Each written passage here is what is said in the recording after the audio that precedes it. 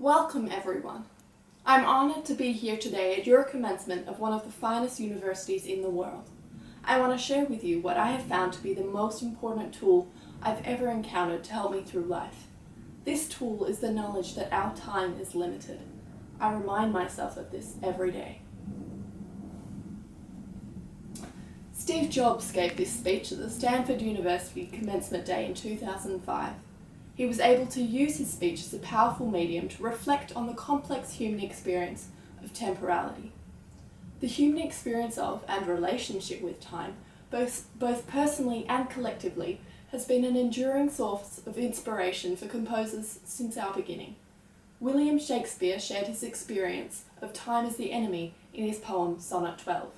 His opinion is shared by Tim Winton, who uses his memoir, particularly the chapter Twice on Sundays, to relay how the passing of time can be perceived as the enemy. However, Winton contrasts this earlier portrayal of time with his chapter The Weight and the Flow, which aims at challenging readers to see time in a positive light. Similarly, Steve Jobs used his speech to enlighten his audience about the benefits of accepting time as a friend. So, what can we learn from these contrasting perspectives? From Shakespeare, we learn that humans' shared experience of time has been explored for centuries, and at times portrayed as the enemy. In his poem Sonnet 12, he divulges the human incapacity to fight against time. For nothing 'gainst time's scythe can make defence. Shakespeare has used the metaphor of time's scythe to unite time and death as one. The word scythe is an allusion to the Grim Reaper, that creepy personification of death we see so often on Halloween. Could the way in which writers often link time with death blind us to the possible benefits that come with the passing of time? I've realised that this fusion stems from our fear of death.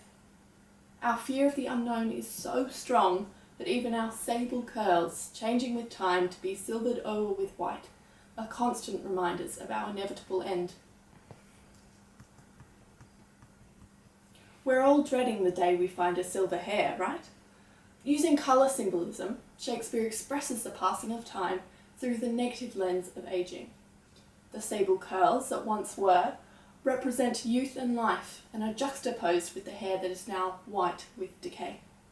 This colour shift emphasises how time's power is omnipotent. Sharing this negative perception of time is Australian author Tim Winton, whose chapter Twice on Sundays in his memoir suggests that the passing of time allows individuals and whole societies to experience a sense of regret over his past actions. There is a paradox in Winton talking about the benefit of hindsight when it reveals his past mistakes, exposing that he had been completely blind. Is adding to our list of regrets really a positive experience? One might think not, but Winton's use of the word benefit expresses his opinion that all self-reflection is positive, regardless of whether what it uncovers is positive. The passing of time meant that Winton could criticise his past actions again and again until all he could see were his regrets. Though he doesn't resile from the youthful instinct to question, he does regret how every time he questioned or disputed one of the uneducated elders of his church, he shamed them with his complex ideas. The emotive words, shame and regret, contrast Winton's childish ignorance in the beginning of the chapter with his guilt over his past self as he reflects later on in the chapter. The writer highlights that time can corrupt our minds into forgetting the good and remembering the bad, in the process making us resent our past selves. Think back. Have you let time corrupt your memories? I know I have. Years ago I went to a school I absolutely hated. Well, at least I think I did. If I focus really hard, I can remember days when I was actually happy there, when I had fun with my friends or had an awesome dance class. But in time, the whole experience has become polluted by the bad memories. Flipping the coin, Winton also expresses his experience of time as a friend in his chapter The Weight and the Flow. In the hustle and bustle of our 21st century lives, Winton conveys his appreciation of the pointlessly beautiful moments, when time is the only variable at play.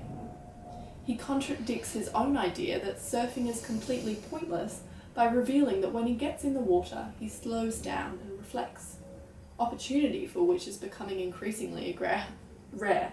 I'm sure you'll agree. There is a paradox in surfing being one of the only reprieves where Winton can find the time to think. Surfing, the sport for adrenaline junkies living from thrill to thrill, is where introverted Winton finds his peace, where he finds the time to sit and be still, allowing himself to live for a short time in the eternal present tense. That's the contradiction. He calls surfing pointless, but then continues on to depict that the benefit of all that bobbing is reflection.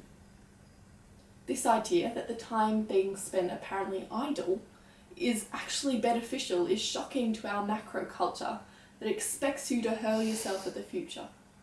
Metaphor is used by the author to illustrate how humans connote relaxation with sloth and the fear of the future. Have you experienced this? Was there a time when you felt guilty for being idle? I know my relaxation methods have been misinterpreted as laziness by my parents. God, they just don't understand that when I'm watching Keeping Up with the Kardashians, I'm actually internally reflecting. So, to overcome our fear of death, we live in the future tense, hurling ourselves towards the cliff, any habitation of the eternal present seen as lethargic. Surfing has helped Winton deal with time, the enemy, and instead made him embrace it as a friend. In Twice on Sundays, he exposes how over the years, seeds of regret have been planted in his mind. But in The Weight and the Flow, Winton reveals that time has no purchase on surfing. This idea contradicts what he experienced in the other chapter, when time influenced his memory. Surfing is not affected by time, for even after 30 or 40 or 50 years, the prime thrill of it never fades.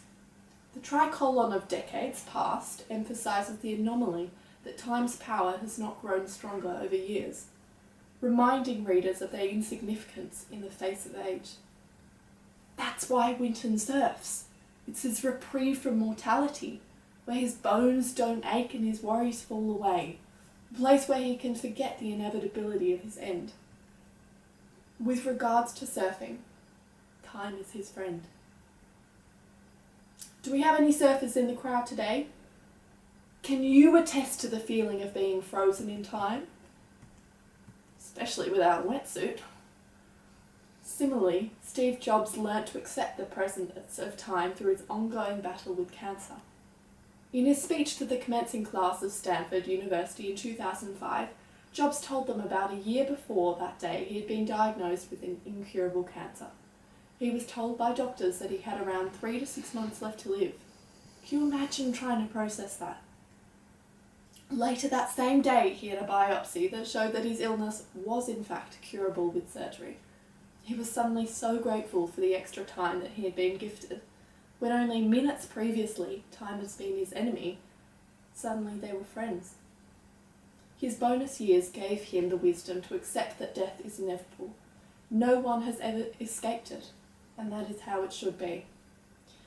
Personification of death, the It, gives rise once more to the Grim Reaper.